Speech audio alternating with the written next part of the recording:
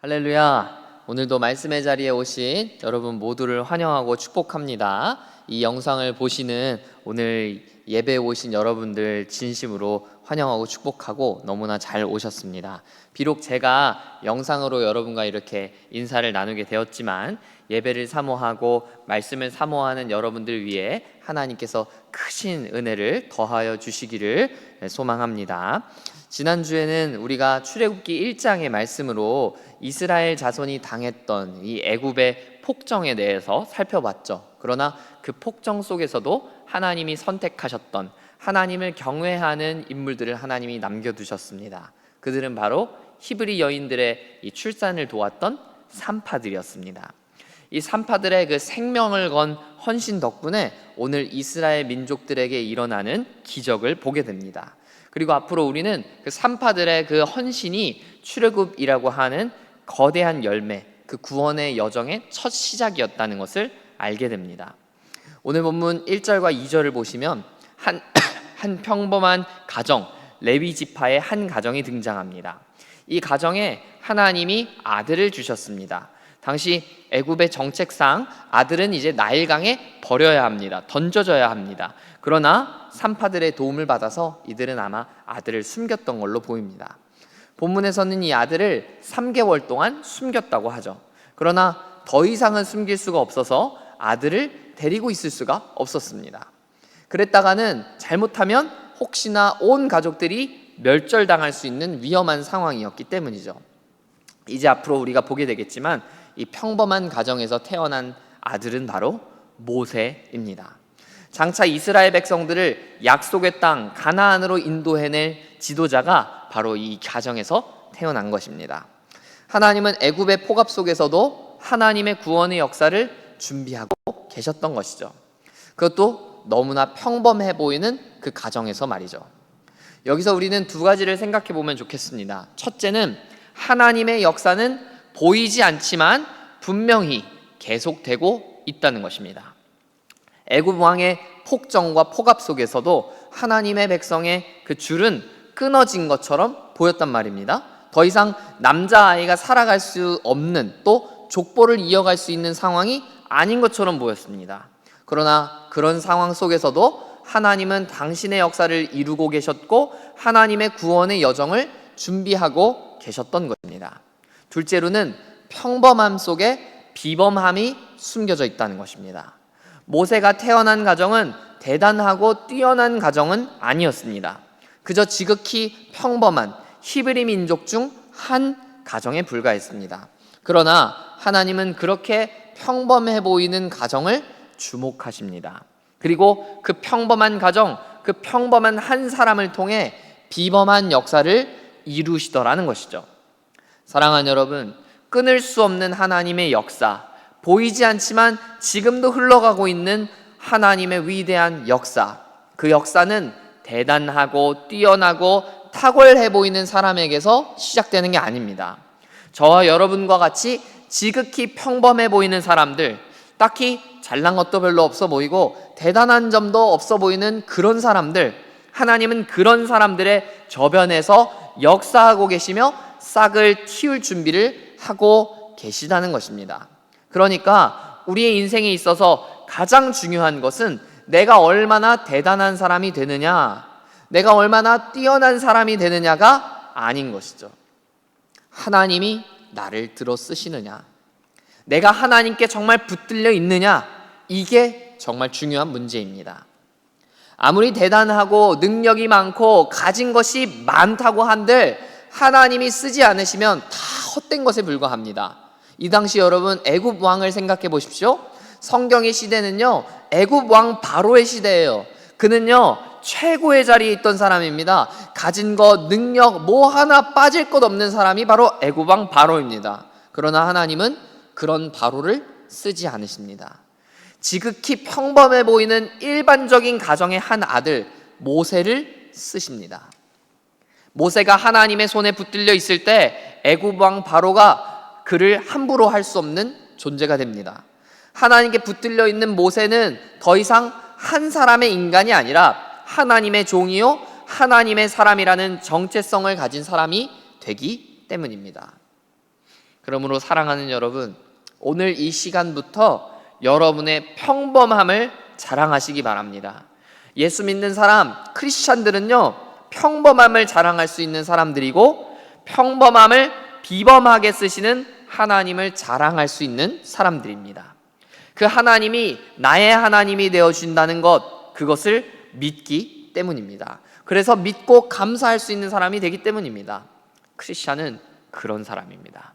사랑하는 여러분이 여러분의 삶 속에서 보이지 않는 곳에서도 역사하고 계시며 놀라운 일을 준비하고 계시는 하나님을 믿음으로 보게 되기를 축복합니다. 하나님은 지금도 역사하고 계십니다. 하나님은 지금도 당신의 길을 준비하고 계십니다. 그 주님을 믿음으로 바라보는 저와 여러분 되기를 간절히 소망합니다. 오늘 본문 10절을 보면 모세의 이름의 뜻, 이름의 이유를 알게 되죠. 모세라는 이름은 건져냄이라는 뜻을 가지고 있습니다. 그가 나일 강가에서 건짐받은 인생이었기 때문입니다. 모세의 부모는 더 이상 모세를 숨길 수가 없어서 나일 강가에 이제 모세를 띄워 보내게 됩니다. 다만 모세를 그냥 물가에 내놓을 수는 없으니까 갈대 상자를 만들어서 그 안에 넣어서 내보냅니다.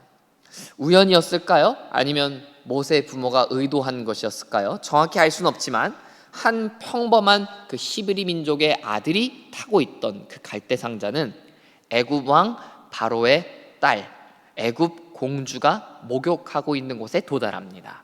그리고 놀라운 일이 벌어지죠.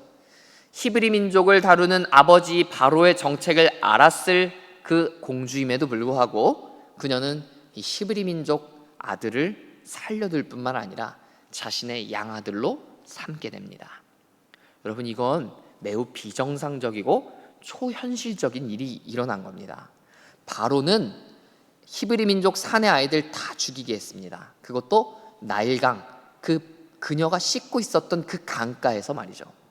그러나 그 나일강가 위에서 모세는 오늘 구원을 경험하게 됩니다.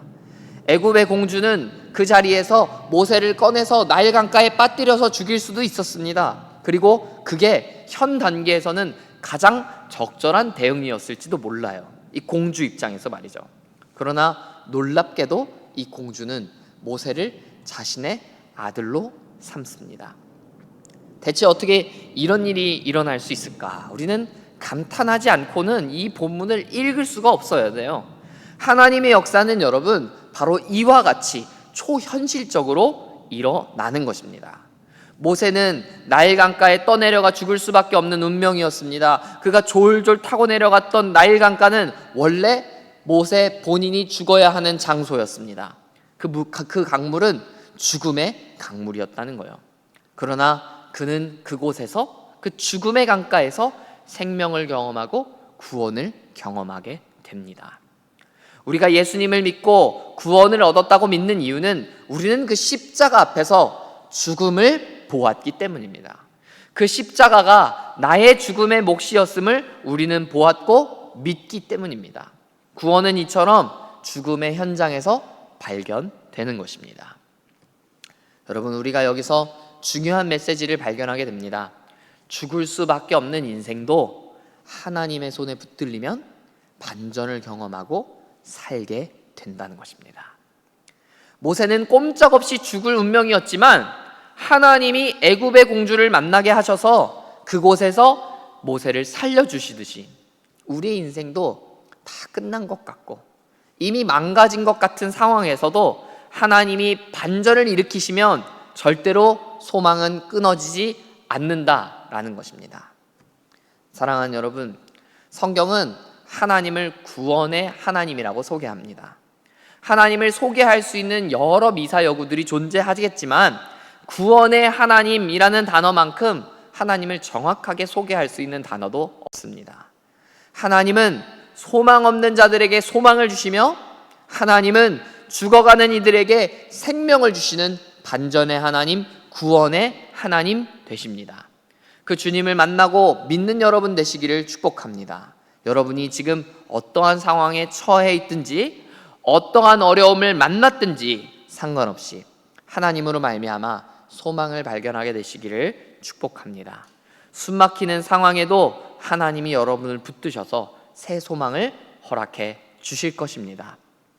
모세는 이처럼 하나님이 준비시키시고 하나님이 택하신 사람이었습니다. 죽음의 나일 강가에서도 그를 건지셨을 뿐만 아니라 하나님은 모세를 당시의 최고의 자리에서 키우셨습니다. 애굽의 공주의 아들로서 왕자의 교육, 당대의 최고의 교육도 받고 최고의 권력도 누리게 하셨습니다. 그러나 이렇게 많은 것을 가지고 많은 것을 누리는 것이 모세 그에게는 화근이 됩니다. 모세는 자신이 애굽에서 자라나고 있었지만 자신의 출신이 히브리 민족이었다는 것을 알았던 걸로 보여요. 오늘 본문 7절을 보면 바로의 딸은 자신이 직접 키우지 않고 히브리 여인 중에서도 유모를 세우거든요. 결론적으로는 모세에게 젖을 먹인 것은 사실 모세의 어머니 또는 모세의 누이 미리암이었다는 겁니다. 그러니 모세는 애굽 왕국에 살지만 내 출신이 히브리 민족이라는 것을 알았을 것입니다. 그래서 모세가 장성하였을 때 그의 동족들을 지키고자 하는 열정을 갖게 된 것이죠. 본문 11절을 보시면 모세가 자신의 동족이었던 히브리 민족 사람이 애굽 사람으로부터 고통당하는 것을 봅니다. 그래서 모세는 그 애굽 사람을 쳐서 죽이고 모래에 감추었습니다. 그는 자신이 가졌던 능력, 힘을 믿고 살인을 저지릅니다. 물론 그 동기 자체는 긍휼이었고 선한 마음이었을지도 모릅니다. 힘없는 사람을 구원하고자 하는 마음에서 비롯되었을지도 모릅니다. 그러나 결론적으로 모세의 행동은 자기의 의로 가득 찬 행동이었습니다. 정의를 행하려는 마음보다 내가 가진 힘과 능력을 과시하고자 하는 마음이었습니다. 우리가 이렇게 유추해 볼 수 있는 이유는요, 오늘 본문 14절을 보면 히브리 사람들끼리 싸우는 것을 모세가 중재하려고 했을 때 이 히브리 사람들이 모세에게 하는 말을 보면 알 수 있어요. 네가 우리를 다스리는 사람이 되려고 하느냐라는 말이죠. 여기서 우리가 알게 되는 거예요. 모세가 이들에게 지도자 행세를 하려고 했구나. 모세가 자신이 가진 힘과 능력을 과시하여서 무언가를 해보려고 생각했구나. 그러나 안타깝게도 그가 지도자로 인정받지 못했구나. 이 결과 모세는 어떻게 됩니까? 모세는 애굽의 왕자 신분을 박탈당하고 그저 광야에 이방 땅에 나그네 신세로 전락하게 됩니다. 이러한 모습이 바로 자신의 능력을 믿고 역사를 꾀하는 사람의 말로인 것입니다. 제가 그래서 아까 뭐라고 말씀드렸죠? 우리가 많은 능력, 대단한 능력을 가지는 것보다 중요한 것은 누구의 손에 붙들려 있느냐라고 말씀드렸죠. 우리가 앞으로도 살펴보게 되겠지만 하나님이 모세를 사용하셨을 때 모세를 통해 정말 불가능에 가까워 보이는 출애굽의 역사를 일으키셨을 때는 모세가 많은 것을 가지고 많은 것을 누렸던 애굽의 왕자 시절이 아닙니다. 나그네 시절 아무것도 가진 게 없고 방황하며 떠돌 수밖에 없었던 사람, 그런 모세의 나그네 시절에 하나님은 모세를 찾아오셔서 모세를 쓰셨습니다.